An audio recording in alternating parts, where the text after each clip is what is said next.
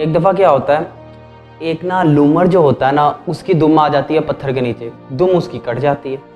अच्छा, दुम कट जाती है ना, उसको काफ़ी दर्द होता है, ठीक है। अच्छा, उसी टाइम उसको एक दूसरा लूमर मिल जाता है, ठीक है।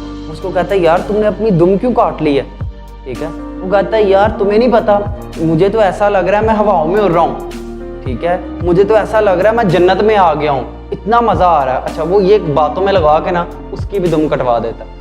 जब उस बेचारे की दुम कटती है ना, उसको बड़ा ही दर्द होता है, ठीक है। वो कहता है यार तूने झूठ क्यों बोला। तो वो दुम कटा उसको कहता है कि यार चल जो हुआ सो हुआ, अब चुप करके आ जा और किसी को बताई ना, दर्द होती है, नहीं तो हम अकेले ही दुम कटे रह जाएंगे। अच्छा, जब वो लूमरों की बरादरी में पहुंचते हैं ना, वो सबको यही कहानी सुनाते हैं। अच्छा, ज़्यादातर जो लूमर होते हैं वो अपनी दुम कटवा लेते हैं। अच्छा, फिर जब भी उनको कोई दुम वाला लूमर मिलता है ना, तो वो सब उसका मजाक उड़ाते, देखो यार ये तो नमूना है।